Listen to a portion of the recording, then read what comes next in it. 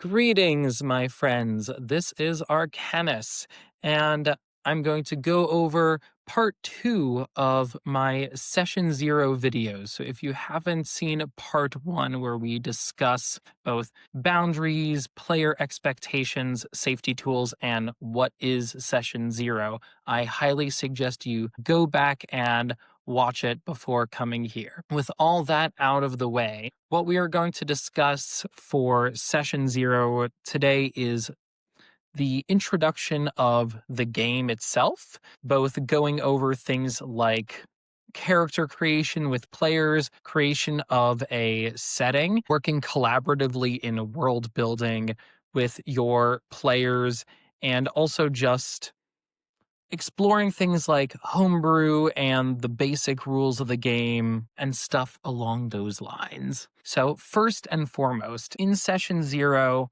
as we discussed last time, this is the opportunity to acquaint your players and both your expectations and their expectations with what is going to take place in the game itself after the first Session 0. You might find that there is a need to have more than one Session 0, depending on how much needs to be explained and how much time you have, etc. Session 0 might also end up being one of the longer sessions that you have with players just because of all of the logistical details that go into it. But the first thing to keep in mind is just having a conversation with your players about the game that you are going to play. This could mean exploring with your players what kind of game they want to play, both in the literal sense of which tabletop role-playing game or TTRPG they're interested in being players in, or what elements of the game itself, such as if it's going to be a more role-play focused game, investigation focused game, combat game, etc., the play experience is going to be as a whole. This also, of course, needs to factor in what you as the GM are comfortable with, both in terms of your personal boundaries, but also in terms of what game systems you're familiar with. It'd be very hard to run a game where, let's say, the players want to play in Shadowrun, and you as the GM have never played Shadowrun before, you don't know what this game is, and then the expectation is not only are you creating a story for them to take place in, but now you need to do all this research into how this game works and be able to explain it to the players who might be less familiar with the game without having probably any time to play and experience the game directly yourself first. What I would suggest then is, as a GM, can offer a small collection of games that you feel confident in your ability to GM. For me, for instance, I could say, okay, I would be willing to run a game of D&D or run a game of Mutants and Masterminds. There might be some other game systems that I'm a little bit less familiar with, but feel confident that I can gain enough mastery of in time to be able to run it for players, such as Masks or Roll for Shoes, which is a micro RPG, Lasers and Feelings, etc., etc. Once you've kind of established what game system it is you're going to play, you then need to figure out what the setting that the game is. This can be incorporated, and I believe to some extent should be, in doing some collective world building and setting establishing with your players. But also, certain game systems have inherent settings built into them, and some of those can be more flexible or less flexible than others. To go back to some previous examples that I gave, Shadowrun is a game that has a very specific setting. It is all taking place in a very specific world that has very specific organizations,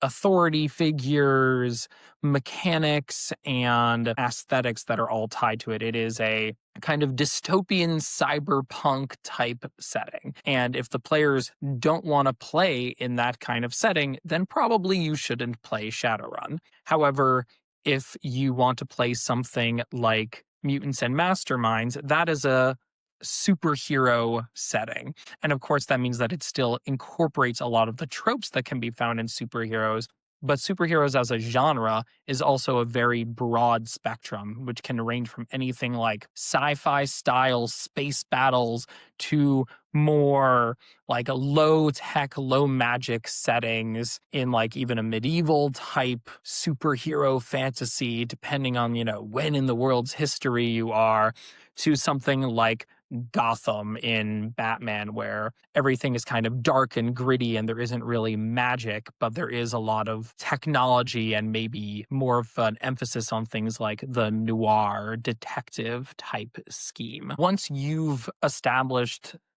both the setting at large and the setting based on the game, again, keep in mind that there can and should be some level of flexibility. Maybe things are taking place at different periods of time in the world. So even if you do something like Shadowrun, maybe this is taking place like in Shadowrun's future or in Shadowrun's past. That can enable a little bit more diversity and a little bit more accommodation to what your players are looking for. This is also where homebrew and you as the GM being the one in charge of the narration of the game can inject your own ideas into the overall setting. Players themselves can then also put some ideas into the setting. And this is something I would highly encourage because it allows your players to be more invested in the setting itself. This could be something like maybe a player in their backstory describes a specific location. Maybe it is like a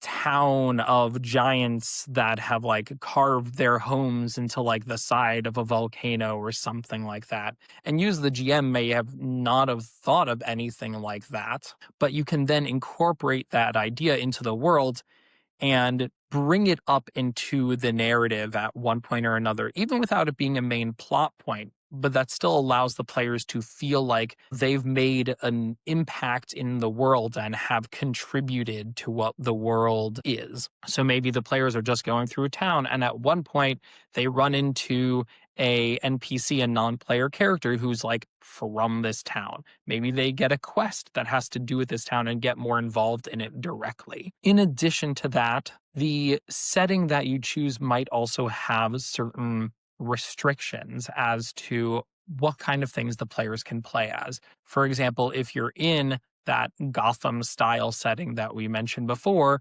maybe then your players can't really play as magic users. Or maybe if they are playing as magic users, it's something that's very unusual and very rare. And either you and the player need to work together to figure out how to re-flavor it. Like maybe they're playing as a wizard, class-wise, but you can instead make it that all of their spells are really being done through advanced technology. Or maybe you can incorporate the fact that like, oh, this person doesn't really feel like they fit into this setting as being a big part of the game. Like maybe then the players need to conduct an investigation, figuring out like, oh, well, how did you get here? Like, why are you here?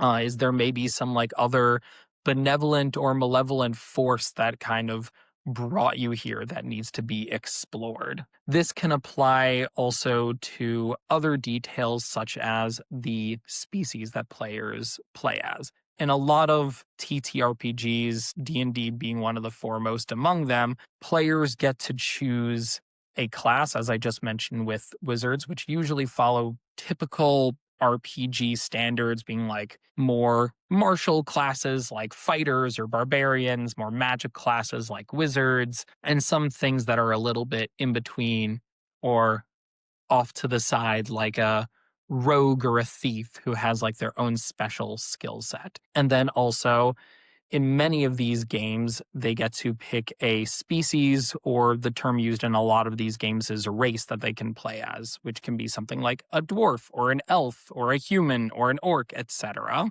And some of those game systems might not have some of those species, etc., or some of the settings you play in might not have those. For example, I've run a game in the Magic the Gathering world of Eldraine, and a player wants to play maybe as a orc, and there's no orcs in that setting. So you can try and figure out narratively, well, like, why is this orc here? maybe they came in from another world, or maybe they're the result of some like science experiment gone wrong, something that can then be used as part of a larger story. In a similar vein, players might also want to play as things that might skew the balance of the game a little bit.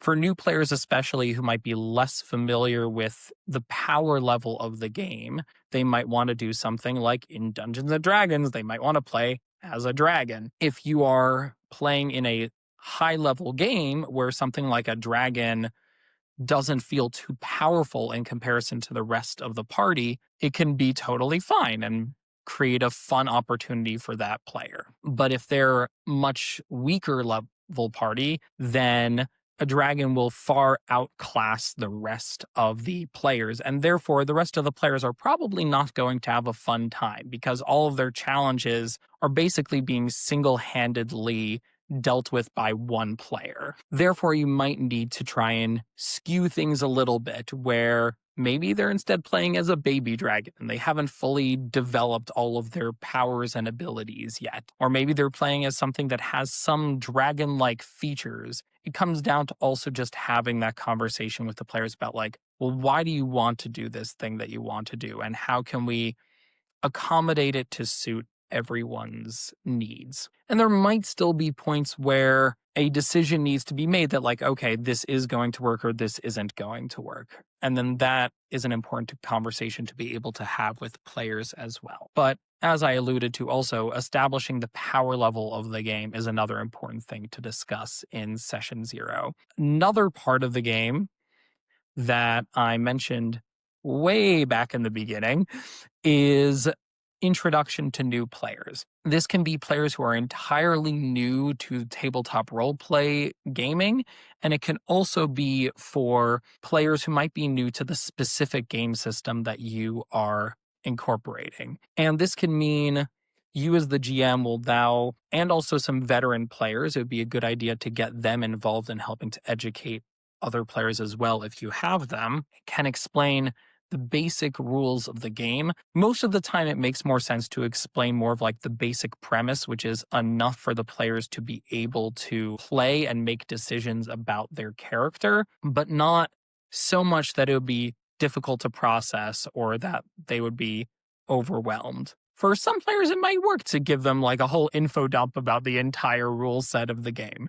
But for most players, in my experience, that doesn't make a lot of sense. And it is also important to remember new players are still probably going to appreciate and want reminders as to how certain parts of the game work. And that is also fine because even veteran players forget certain rules sometimes. Even the GM doesn't necessarily have all of the rules of the game memorized and might need to look things up occasionally. A final important aspect of the game is just how the game itself is going to be run, not just in terms of setting, but establishing whether or not this is more of a open world game where the players get to just explore this world that you created and just see what's out there, whether it is more of like a plot focused game where there is like a central underlying plot thread that they need to follow, or whether it is more player directed. Maybe the players have individual motivations that they are pursuing and that you are incorporating into a larger narrative. For plot centric games, it is also important to be mindful of the concept of railroading. Railroading is a term in tabletop role playing games and other aspects of the gaming community where the game itself is kind of, and the narrator of the game, or in this case, the GM, is steering the players on a very specific series of paths towards the end goal of the story. And what this usually results in is players often having a less fun experience. They end up being more pawns in the GM's narrative rather than having much personal agency. And a lot of players, when they play these TTRPGs, are looking for an opportunity to have agency, to be able to play out maybe some fantasies, explore aspects of their own identity, or just like have a fun time roaming around a world.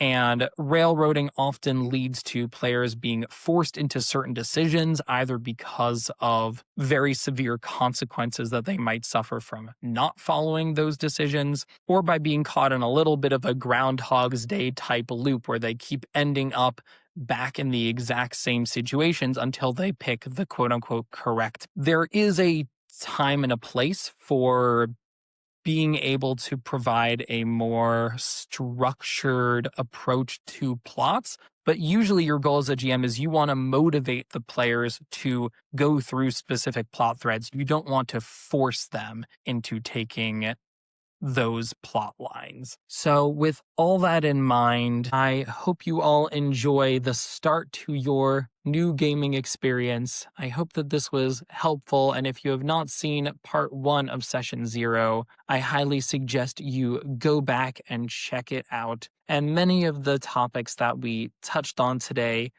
can and will be further explored in later videos that go more in depth into those specific elements of the role-playing experience. So I hope that you enjoyed, and I hope to see you all soon. Take care, my fellow scholars.